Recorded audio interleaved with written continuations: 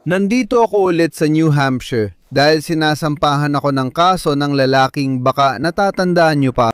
3 taon na ang nakalipas, may lalaking paulit-ulit akong niloko ng tangkain niyang bilhin ng Corvette ko at in-expose ko siya online. Ngayon, pampubliko na ang lahat ng impormasyon niya at maaari may ilan sa inyo na nakausap siya. Ngayon, sinampahan ako ng kaso ng $10,000 dahil daw sa distress at nasaktan ang damdamin niya. Ako, tuloy ang magdurusa, kaya pupunta ako sa korte at sasamahan niyo ako. Tingnan natin ang mangyayari. Madidismiss ba ang kaso o mawawalan ako ng $10,000 dahil lang sa video na in-upload ko sa YouTube? Ako si Flying Wheels. Balikan natin ang simula.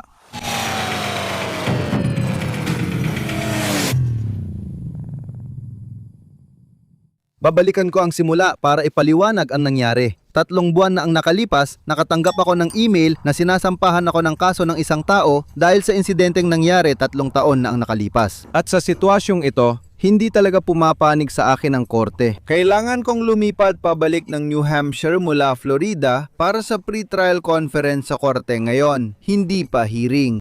Wala talagang naging maayos para sa akin, kaya medyo kinakabahan ako. Heto ang maikling buod ng kwentong ito. Mga 2.5 taon nang nakaraan, bumili ako ng halos bagong Chevy Corvette at ang ganda niya. At inilista ko ito para ibenta sa isang napakamakatarungang presyo at marami ang nag-message sa akin, lalo na itong isang tao.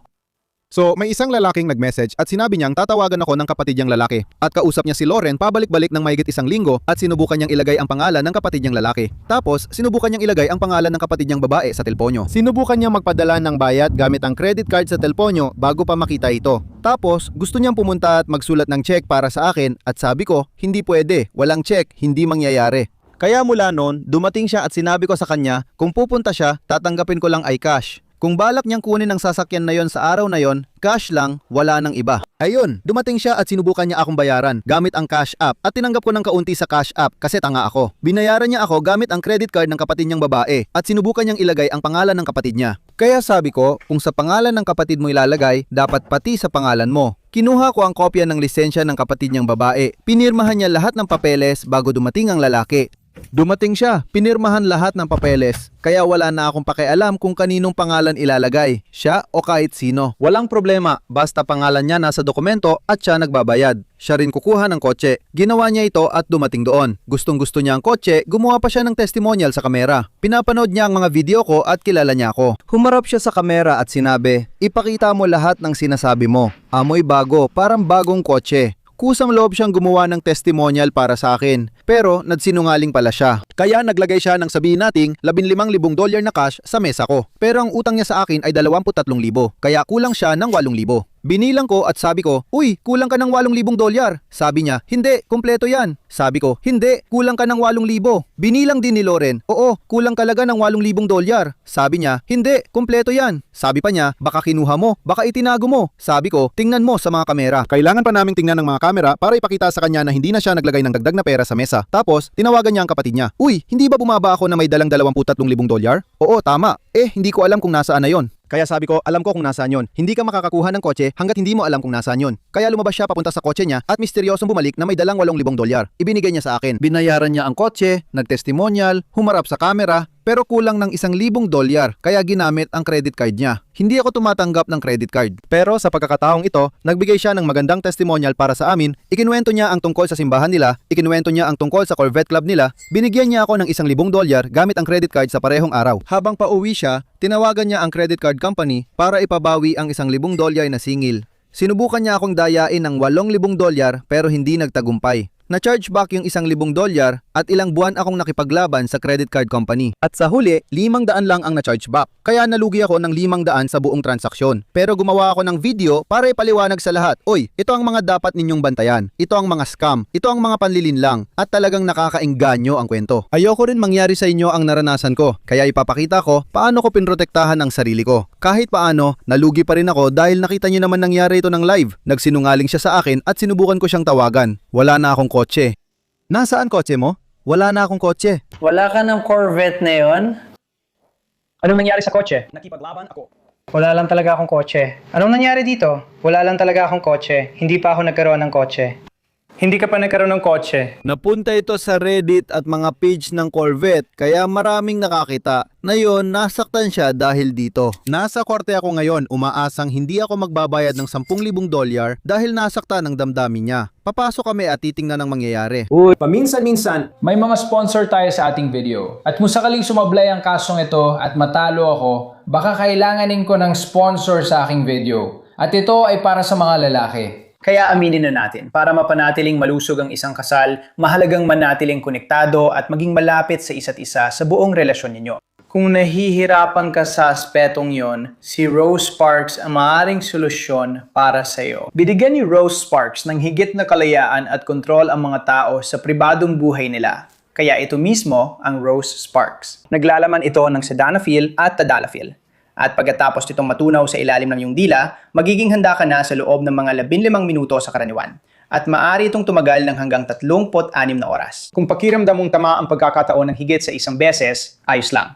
Ngayon, pinadali ni Ro ang proseso. Lahat online na at konektado ka agad sa tagapagbigay ng serbisyong medikal. Kapag naaprubahan, ihahatid ang gamot sa iyong pintuan sa discreet na pakete. Bagong pasyente na maire-resetahan, pwedeng makakuha ng $15 diskwento sa unang Sparks order sa recurring plan. Bisitahin ang ro.co/flyingdeals para kumonekta sa provider at malaman kung bagay sa'yo ang Ro Sparks. Iyan ay ro.co/flyingwheels para sa diskwento sa iyong unang order. Kaya, Sinasampahan ako ng kaso ni, natalakay ko na ito sa intro, kaya ipaliwanag ko na lang ang kasalukuyang nangyayari. May abiso ako ng pre-trial conference na karaniwang mediation para malaman ang nangyayari. Kinasuhan niya ako ng 10,000 dahil inilagay ko ang kanyang pampublikong impormasyon sa video matapos siyang pumayag na lumabas sa video at nabigay pa ng testimonial habang niloloko niya ako. At ngayon, ayaw niya na nabunyan ang panloloko niya. Kaya sinasampahan niya ako ng kaso, sa madaling salita, sinasampahan niya ako ng kaso para sa $10,000. At sa totoo lang, hindi na pumapabor sa akin ang sitwasyon. Hayaan mo ikwento ko kung nasaan na ako ngayon. Kaya nagsampa siya ng kaso na nagkakahalaga ng $10,000 at nagsumite ako ng mosyon na maibasura ang kaso laban sa akin. Magalang na hinihiling na nasasakdal sa korte na ibasura ang lahat ng reklamo laban sa kanya ayon sa Rule 12B6 ng New Hampshire Rules of Civil Procedure. Walang sapat na basehan ng reklamo para magbigay ng lunas dahil batay lang ito sa emosyon. Mosyon para ibasura. Ako, bilang may-ari ng negosyo, ay nagbenta ng kotse sa customer. Binayaran ang kotse at binili mula sa Flying Wheels. Ang Flying Wheels ang gumawa ng video. Ang kumpanya ang gumawa ng video tungkol sa nangyari sa Flying Wheels kasama ang customer na pumayag lumabas sa video. Tumutol ako at sinabing mali ang taong kanyang sinasakdal dahil hiwalay akong entidad. Kung gumawa ng kwento ang isang istasyon ng balita, hindi mo pwedeng idemanda ang reporter. Kung inilatala ng diaryo ang pangalan mo, hindi rin reporter ang dapat idemanda. Ang diaryo ang dapat idemanda. Ako ang dinemanda, hindi ang Flying Wheels. Kaya tumutol ako at inihain ang pagtutul na yon. Tinanggihan. Nagsampa ako ng mosyon para ibasura ito dahil sobrang katawa-tawa. Nagsampa muna ako ng mosyon para ibasura ang kaso at pagkatapos ay nagsampa ako ng isa pang mosyon para palitan ang pangalan ng inaakusahan, yung partido na sinasakdal, pangalan ng nasasakdal. Mari kasi, parehong tinanggihan, tinatakan lang, tinanggihan. Kaya ngayon, may mediation na ako. Sa New Hampshire ang mediation, nasa Florida ako. Hindi ko kayang maglaan ng 3 araw para pumunta sa New Hampshire. Kailangan ko namin pumunta sa New Hampshire, bumili ng ticket sa eroplano, maglaan ng 3 araw sa buhay ko at ayusin ang schedule ng lahat, ng asawa ko, ng mga anak ko, para lang makapunta ako sa New Hampshire. Sumulat ako ng isang napakalegal na kahilingan para makadalo sa pamamagitan ng telepono. Tinanggihan din yon. Tinatakan lang ng tinanggihan. Kailangan ko talagang lumipad doon para sa mediation. Ngayon, nagtanong ako sa telepono, pwede bang gawin na lang agad ang hearing pagkatapos ng mediation kung hindi mag-work? Hindi pwede. Kailangan ko munang umuwi bago nila i-schedule ang hearing para makabalik ako. Nag-file din ako ng motion para payagan ng audio at video recording. May karapatan ako mag-record ng audio at video para ipakita ang totoong nangyayari. Ano nga bang nangyayari sa likod ng eksena? Buhay ng isang may-ari ng negosyo. Buhay ng isang may-ari ng car dealer. Buhay ng Isang taong na inaabuso ng sistema ng korte. At ito ay balita talaga at para sa pampublikong distribusyon at hindi para sa personal na gamit. Ito ay para matulungan kayo at malaman ninyo ang pinagdadaanan ko para hindi ninyo maranasan ito. Naghihintay pa rin ako kung ito ay tatanggihan din na inaasahan kong mangyayari. Kakatapos ko lang sa gym at nakita kong may sagot na ang korte. Tingnan natin dahil wala pa akong nakukuhang pabor mula simula. I-download ang dokumento. May pahintulot bang mag-record ng audio at visual? Tingnan natin kung maaprubahan o matatanggihan. Tatatakan lang ito. Buti na lang maresolba na ito mismo sa trial. Ayos din kasi pwede niya ng pagdesisyunan doon hindi lang basta tinanggihan. Gumaang din pakiramdam ko. May isang bagay na hindi tinanggihan kaya ang sarap sa pakiramdam. Kaya nag-file ako ng countersuit. Alam mo, ninakawan talaga ako ng $500 ng taong yon. Pero pinalampas ko na lang. Pinatawad ko na, kinalimutan ko na. Wala na sa isip ko. Tapos, siya pa ang nag-file ng kaso. Ngayon, kailangan ko pang magbayad ng court fees. Kailangan ko pang lumipad papunta rito. Ako at ang anak ko, kailangan naming lumipad papunta rito. Hindi pwedeng mag-isa sa bahay ang bunso ko. Nagtatrabaho ang asawa ko. Kaya lumipad ako rito kasama ang anak ko. Pumunta kami ng New Hampshire sa linggo ng bakasyon niya. Mag-isa lang siya sa bahay. Imbes na iwan siya, pinalama siya rito sa New Hampshire. Dagdag pa ang $600 para sumama siya.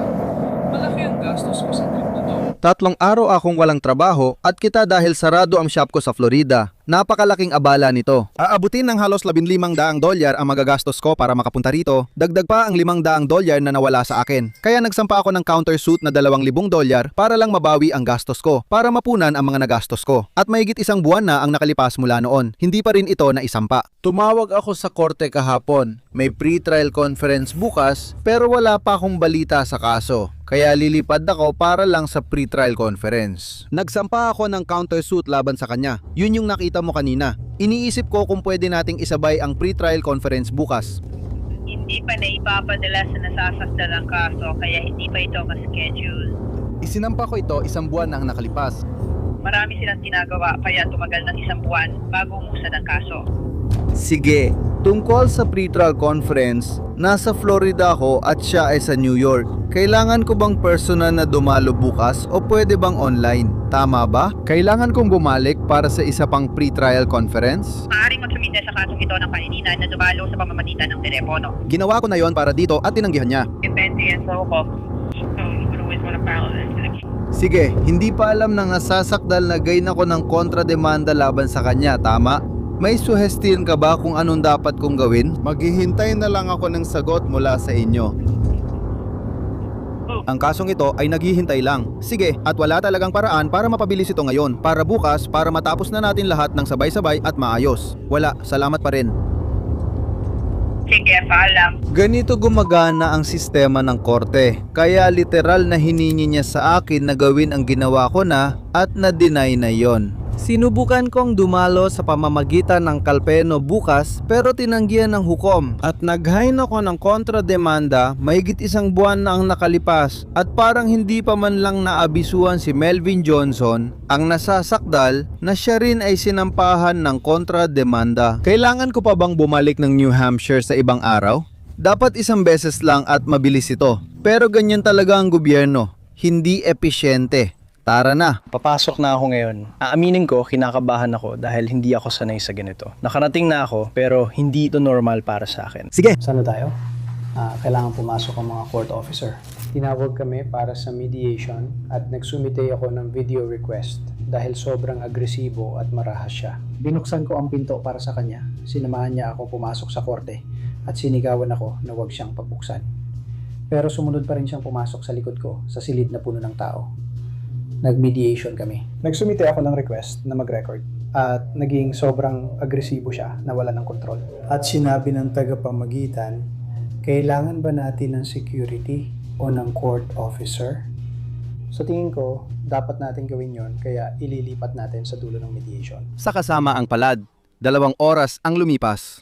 Sige, ito ang pinakamagandang kinalabasan dahil naging aral ito sa parehong panig at nagkompromiso kami habang magkasamang nagtrabaho. At pumasok siya na galit at talagang naiinis, nagbabanta. At talagang mahaba at mahirap ang naging mediation. At sa huli, ang natutunan ko ay makinig. Makinig lang. Sa halip na magsalita, na siyang palagi kong ginagawa, nakinig ako sa mga pangangailangan niya. Nakinig ako sa kung ano ang bumabagabag sa kanya. Nakinig ako kung ano talaga ang kailangan niya sa solusyon na ito, sa sitwasyong ito. At doon kami nagkaayos. Ipapaliwanag ko yan mamaya. Kaya gusto kong balikan kung anong nangyari habang sariwa pa sa isip ko. Alas 2:15 na, kaya 2 oras at 15 minuto ang mediation. At sa totoo lang, siguro 10 salita lang ang nasabi ko. Maniwala ka ba doon? Sasabihin ko na siguro, 10 salita lang talaga ang nasabi ko. Tahimik lang akong nakinig kasi kadalasan kapag pinabayaan mong magsalita ang isang tao, siya rin ang magpapahamak sa sarili niya. Kaya nagsalita siya ng magsalita, malakas ang boses, galit at agresibo.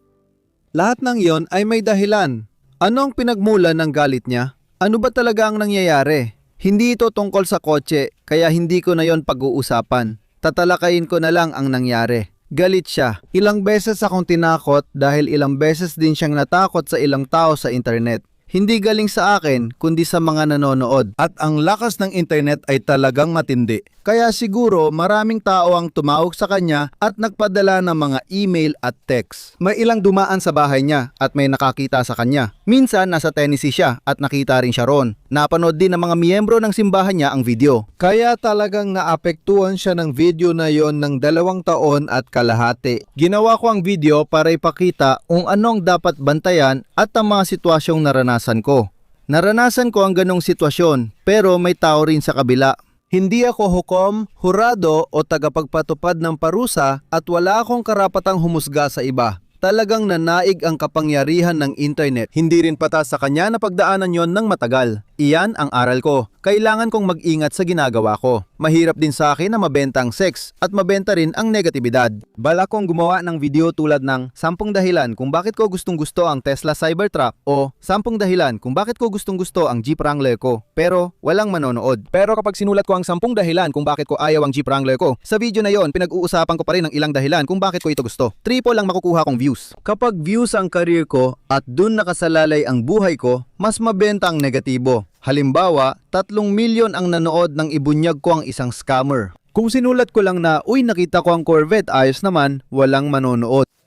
Kaya sa mundong puno ng bigmaan, galit at pot, pumasok ako sa korte at agresibo siya. Binuksan ko pa ang pinto para sa kanya pero sinigawan niya ako. Pumasok kami sa mediation room at sinigawan niya ako. Sa huli, na malaman ko gusto niya, nagsalita siya tungkol sa nanay niya. Namatay ang nanay niya dahil sa kanser bago ang transaksyon sa Corvette. Siya ay may diabetes at marami ring pinagdadaanan. At hindi mo alam ang sitwasyon ng ibang tao. Hindi mo alam kung ano ang pinagdadaanan nila sa kabilang panig. At malino na marami rin siyang pinagdadaanan noong mga panahong yon. Dapat mong tandaan na laging may 2 tao sa bawat sitwasyon. Narinig ko na dinimanda niya ako ng $10,000 at gusto pa niya akong makulong. Sabi ko, pakinggan mo. Sa tingin ko, naintindihan ko ang gusto mong mangyari. Paano kung ganito na lang? Paano kung tanggalin ko yung 2 video na ginawa ko? Tatanggalin ko sila sa internet. Aatrasan ko na rin yung kontra-demanda ko. Kalimutan na yung $500 at lahat na nagastos ko para makarating dito. Buburahin ko lahat yon at gagawa ko ng pangatlong video na gagawin ko rin talaga. At imbes na yung pangatlong video ay tungkol sa laban ko sa'yo, paano kung baguhin natin? At magkasundo tayo, pag-usapan natin at ayusin natin dahil sa pag-uusap. Iurong natin ang mga reklamo, magpapatuloy ka sa buhay mo at may papaliwanag ko ang kwento mo dahil naiintindihan ko na ngayon kung ano ang gusto niya. Gusto niyang ikwento ang tungkol sa sarili niyang kwento,